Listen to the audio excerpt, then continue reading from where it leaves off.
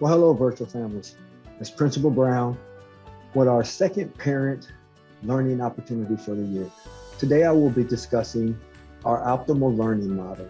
This is the model that we use inside of the classroom every day to ensure effective instruction and student practice is occurring. Start with K5, so you should see that on the screen.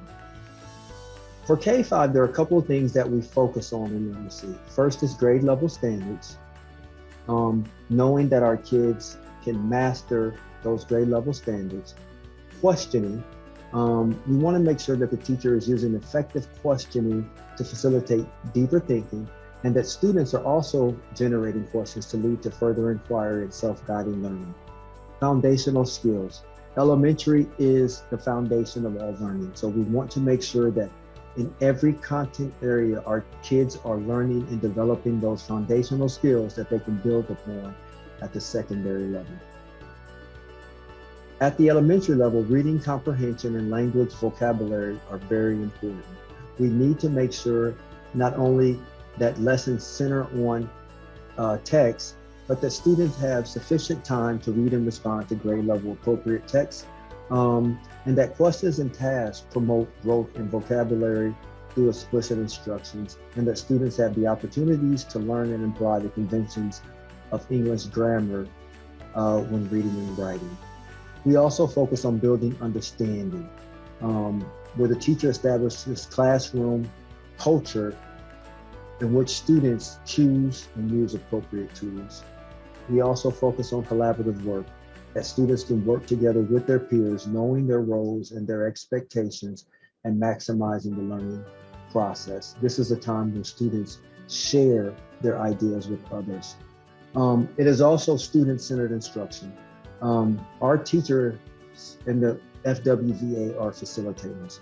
Learning should be done by students in a manner that the teacher has planned for students to be the center of instruction and to guide the learning.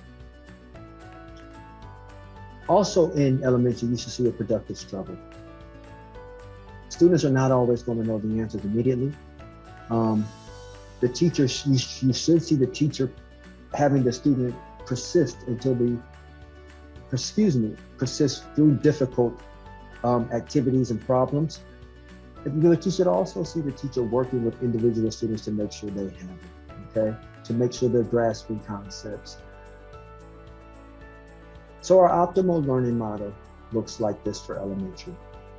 And what you'll notice is the first 20 minutes are the same for both elementary and secondary.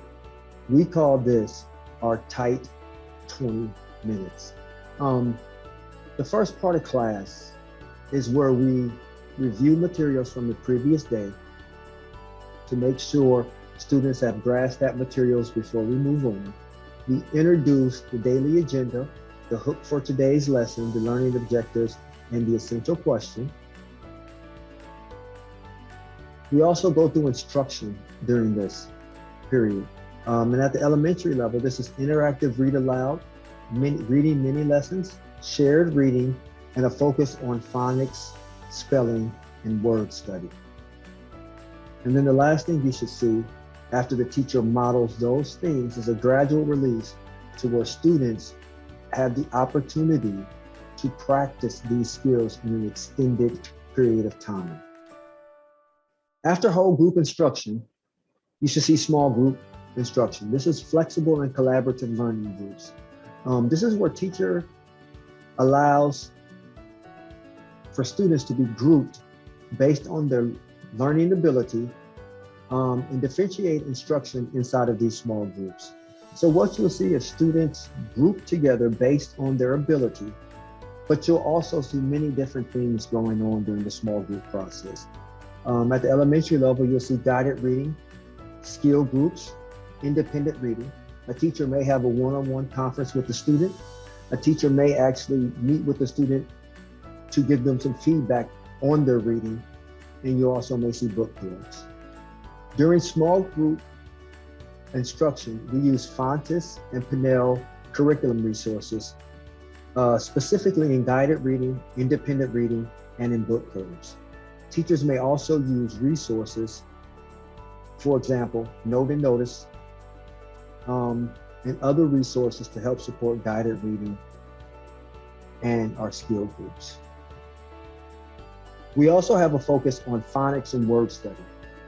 And this is a whole group practice that provides dedicated time for teachers to utilize Hegarty resources and Recipe for Reading to facilitate many lessons that address phonemic awareness and effective reading strategies.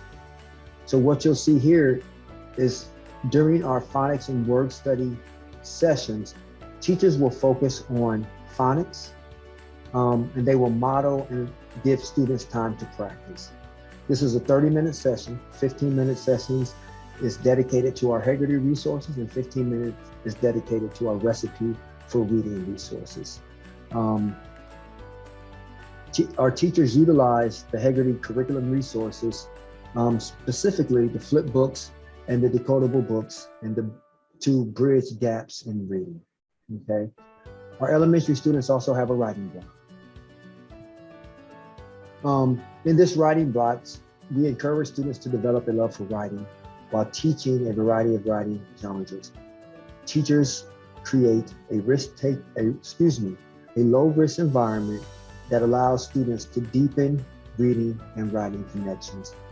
In our reading block, you'll see 3 small groups. You may see mini lessons, skill groups, and one-on-one conferencing.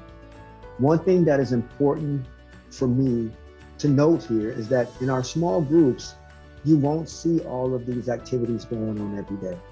The teacher may choose a couple of these small group activities every day for students to engage in, to extend their practice, and to assess their proficiency toward the skill or the standard, okay? So again, we wanted to show you what goes on and how a classroom functions every day at the elementary level. And this is our optimal learning model. Thank you for joining us. See you next time.